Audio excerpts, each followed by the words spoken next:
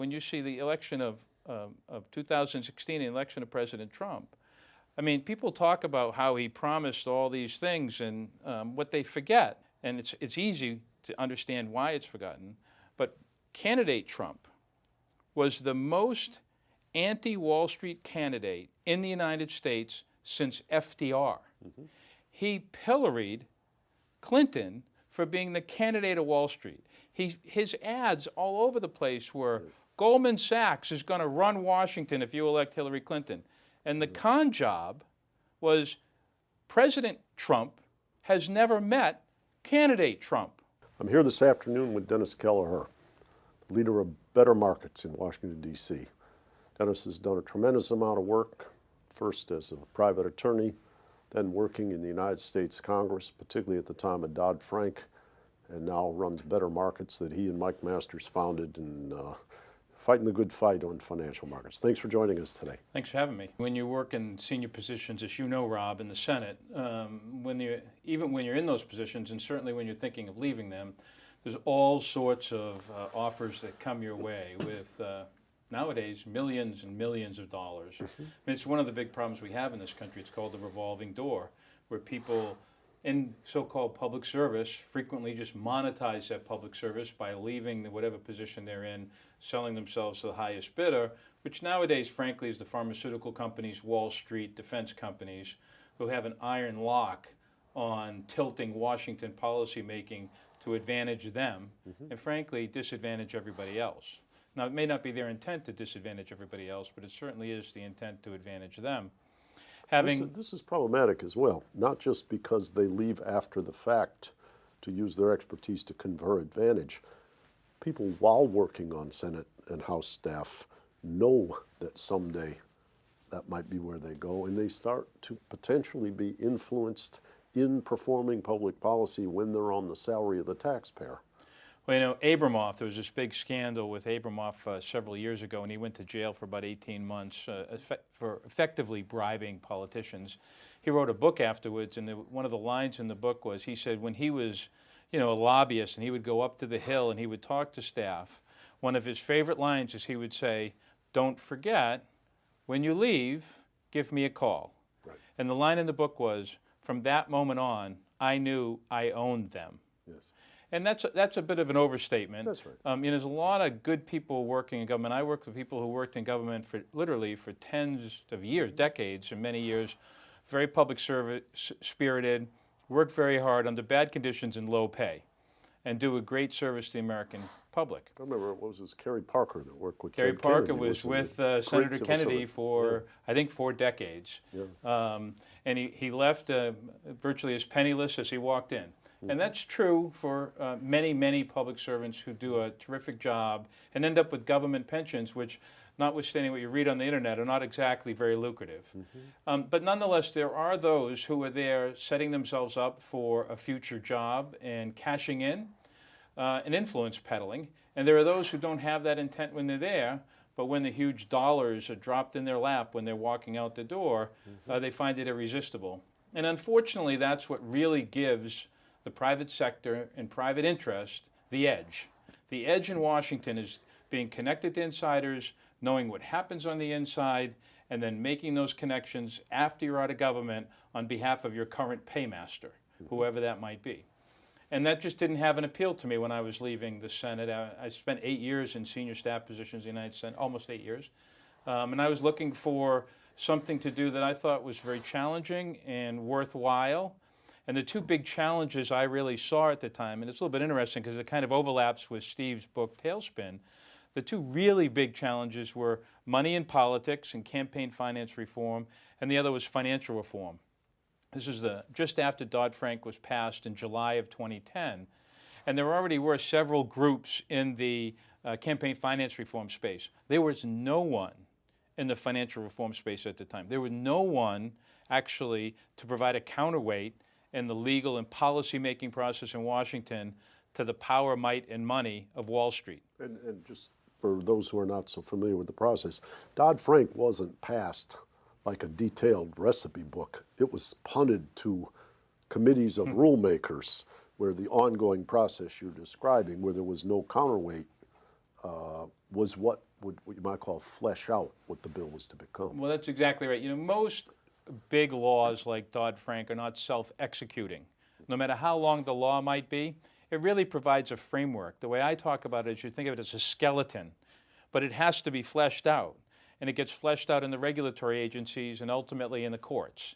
And the financial industry, with all its lobbyists and the revolving door and its campaign finance and all its purchased academics and influencers, are expert at playing the rulemaking, policy-making process in Washington and of course, all the army of lawyers in the subsequent litigation. And when Dodd-Frank was passed, a prominent Wall Street lobbyist or the head of one of their trade groups, a reporter said to him, "Boy, that's some defeat, the fact that a big financial reform law was passed." And he kind of laughed and he said, "Defeat?" He said, "This is halftime, baby. Now's when we go to work." Yeah. And what he meant was it now goes from a highly visible, highly covered activity in the legislative process to the dark corners and the back rooms of the regulators. And the regulators are at the SEC, the CFTC, the Fed, the OCC, the FDA, places that nobody hears about, that you don't see in the papers, and that the nightly news does not cover, right? Because it's really the substantive, detailed fighting over how the financial reform law was going to actually be implemented to either protect the American people or protect the profits of the financial industry. And at that, when I was leaving the Senate, the only army on the field was the army to protect the profits of the financial industry. So myself and Mike Masters, who is a successful hedge fund manager and very public-spirited guy. He's American, from Atlanta, Georgia. He's from Atlanta, Georgia. Yeah. He believes in markets, and he believes markets are some of the best mechanisms in the world for prosperity, including broad-based prosperity, but like everything else, they need guardrails. There needs to be rules of the road for the financial industry, both to keep it within the law, but also to maintain the faith, trust, and confidence of the American people in our financial system. Yes. And he felt that, having been an advocate for sensible financial reform, he thought there should be an organization that was a substantive counterweight to the lobbying of Wall Street, that represented just the public interest. It wasn't talking its book. It wasn't trying to maximize revenues or profits or bonuses in a particular aspect of the industry, but just solely focused on the public interest. So Mike Masters and I founded Better Markets in the fall of 2010, months after Dodd-Frank was passed, to participate in the policymaking process, to try and have the law implemented to the maximum extent to protect the American people, while importantly having a robust financial system that financed the real economy. I mean, after all, a lot of people like to denigrate finance and denigrate Wall Street, but the truth is every one of us needs a robust financial system that lends to small, medium, and large businesses, that looks at the entrepreneur and gives them money and loans them money and enables them to actually start a business, grow a business, employ people. We all need a robust financial system, but what we need is a financial system that supports the real economy rather than largely a gambling system that enriches a few thousand financiers at the expense of everybody else. There was a perhaps too cynical remark made to me by a famous financier. He said, "It used to be that you had to understand the world. Now what you have to understand to be a great financier is how to manipulate the government to create a one-sided bet for yourself, where you get the upside and somebody else takes the downside." Well, and unfortunately, that's too much of the entire system. It's looked at as a game, right? And they're gaming Washington, so that essentially, heads they win, tails you lose. And the Volcker Rule, named after Paul Volcker, the former head of the Fed, but the Volcker Rule basically says that banks can't use essentially taxpayer-backed deposits to place big bets that if they win, the winnings drop into the bonus pool and into the pockets of the bankers. But if they lose, like they did in 2008, and they fail, the American people get the bill. And the entire system got to be, before the 2008 crash, was essentially organized around enriching those financiers, letting them bet, they keep the winnings, and if there are losses, they shift them to the public. And what the Dodd-Frank law was meant to do and intended to do was to prevent that from happening to channel those activities into lending to the real economy in a way that didn't destabilize the financial system or risk a Great Depression and a crash like '08, while serving the needs of the American people so that we can have broad-based prosperity, so that we can reduce inequality, so that people can achieve the American dream. We need that. We need a robust financial system focused on those values and principles. And that's what Dodd-Frank's about. And that's frankly what Better Markets fights for in the regulatory process, in the rulemaking process. We just do it kind of in a very detailed, substantive way. We've participated in just shy of 300 rulemakings now, more than really virtually anybody. I mean, even the biggest trade groups for Wall Street and some of the banks, as a standalone, probably more than almost anybody, in 35 litigations. And what we're trying to do is make sure that the system works for the unprotected, works for the many, not just the few. The one guy who actually went to jail was Bernie Madoff, who ran a Ponzi scheme. He ran it for many years. He was actually, at one point, the chairman of the board of the NASDAQ exchange. So he wasn't caught. He turned himself in December of '08. Is that right? He turned himself in because with the crash, his Ponzi scheme blew up.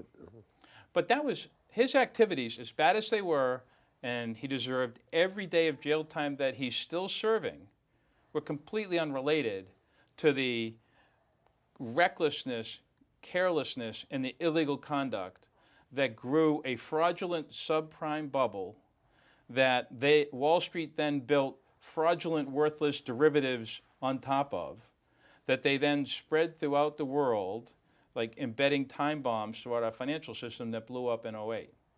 And when you look at that, and we actually detail Better Markets, you can go to our website at www.bettermarkets.com, and we've put out a report called The Cost of the Crisis. And at the back of it, in something like page 80, we detail, how the crisis happened and quote unquote, who's at fault. It's a complex of answers, one of which is just people pursuing their incentives, not trying or even thinking they're doing anything wrong and making bad decisions. There are those who were reckless due to, frankly, upside-down incentives. They were incentivized to be reckless, and there were plenty of people engaged in massive illegal conduct. None of them paid any of the consequences, certainly none of the ones at the top. The supervisors and the executives, to this day, are laughing all the way to the bank. And here we are, 10 years later, and they're trying to do it all over again by deregulating. At the very first INET conference in Cambridge, England, which I know you were in attendance, the former Italian economy and finance minister, Tommaso Padoa-Schioppa, the late Tommaso Padoa-Schioppa now, gave the last talk. And he talked about a number of things, one of which was that he thought there were three types of sustainability: financial sustainability, resource sustainability having to do with environment and climate, and social sustainability. And he said at the end that the sustainability of finance had just broken down. And he sat down after the lecture next to me and he said, and when that broke down, the threat to trust and legitimacy of governance will focus on the climate, and all of it will flow into social unsustainability. About 4 months later, he codified that speech into what's called the Per-Jacobson Lecture, which is a famous lecture given every year. And he said at one time, because of the corruption of the church in supporting the landed aristocracy, in oppressing the people, they needed to separate church and state. That there are always overlaps, ideals, ethics, moral values, but because the language of moral and ethical values in religion had been discredited through that corruption, they had to appear to be a, quote, scientific technocratic state. He thought that we were approaching now another challenge, which is not between church and state, or what you might call power and religion, but between wealth and the state. That the question of how the state can enhance wealth, but how wealth can influence the state.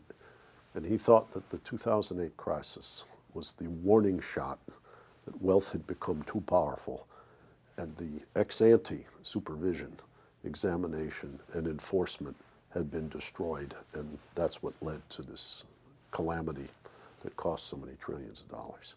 Well, and there's no question it has also ripped the social fabric. I mean, part of the problem is when you have a massive financial crisis, you have a massive economic crisis right away.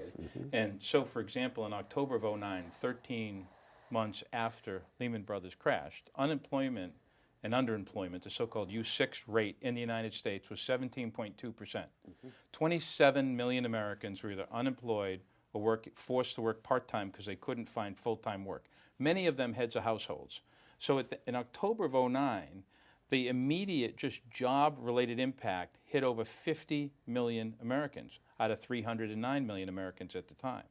And of course, what do you have on top of that? You have cascading problems. You have foreclosures. There were 16 million foreclosure filings in the United States in the years following the financial crash.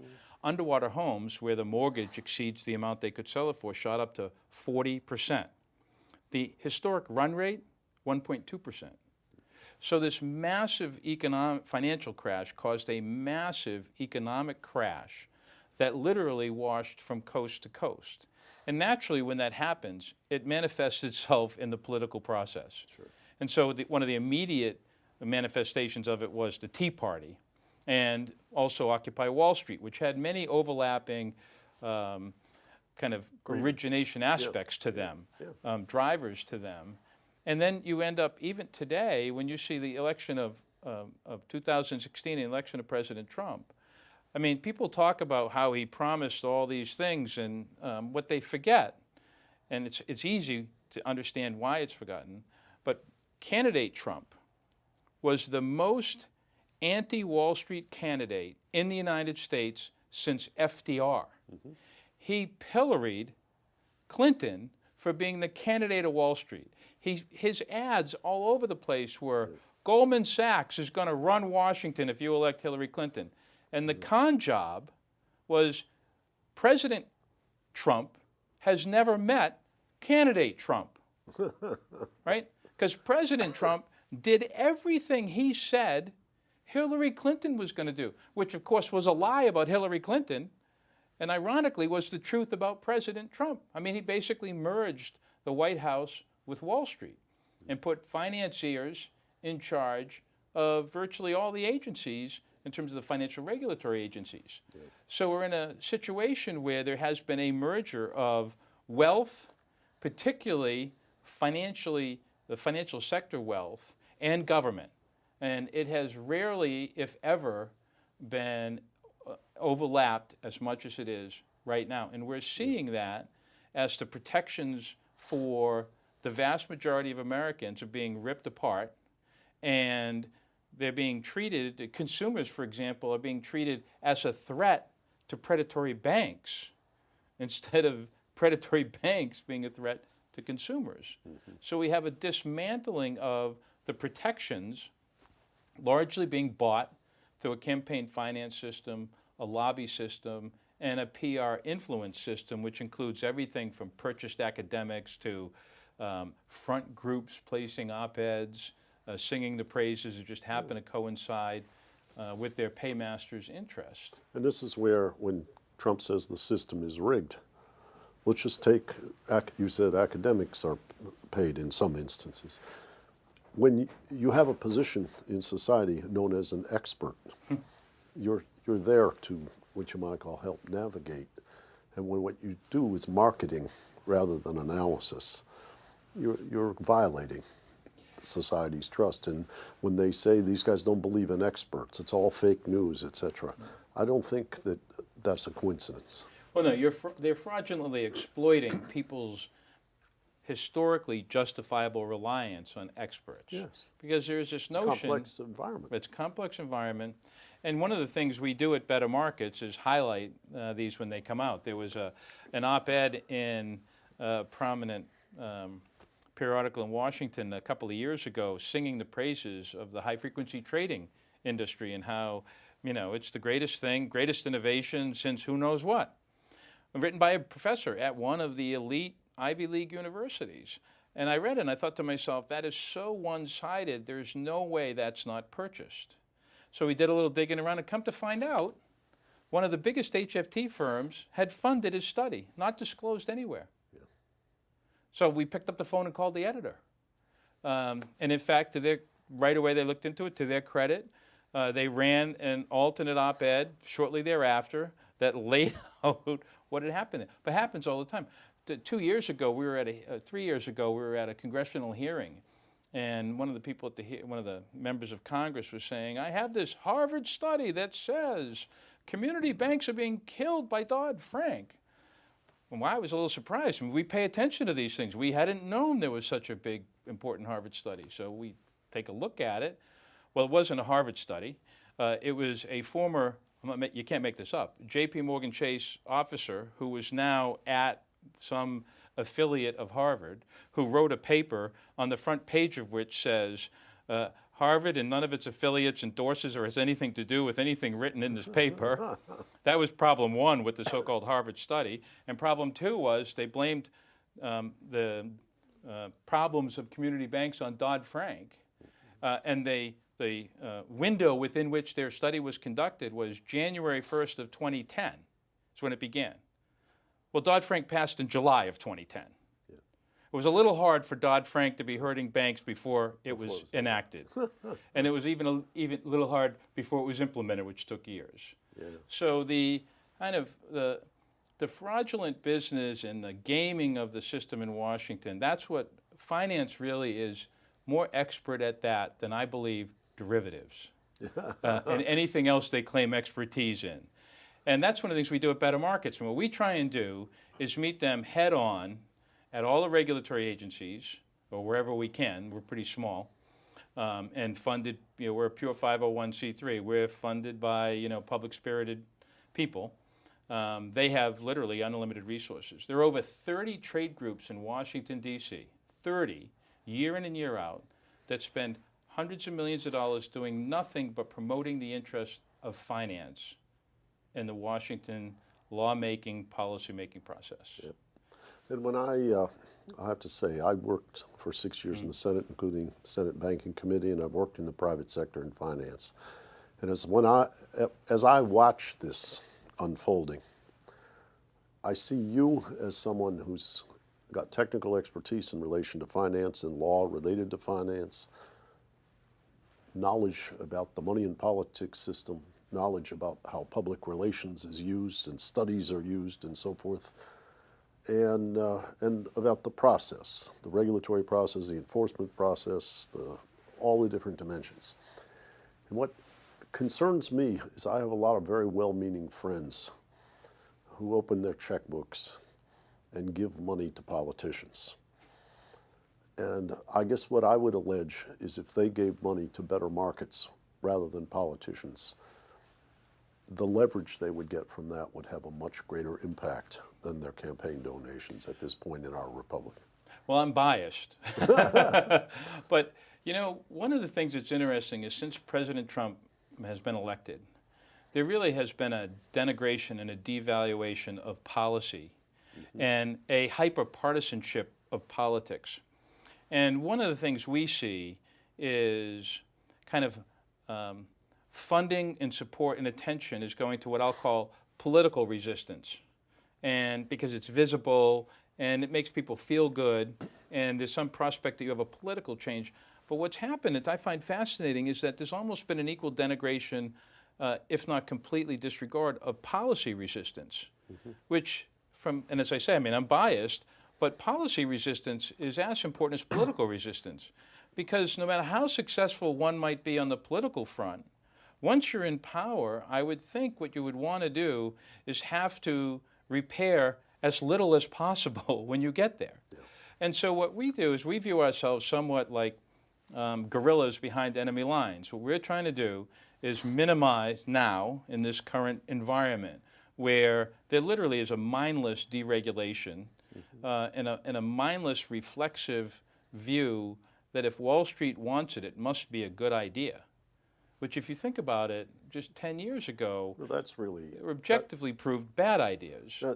It's really not a contest for ideas that win out. It's the contest for which ideas generate the fundraising for the survival of the politician. Well, that's exactly right. And that's why the ideas don't feel like they matter.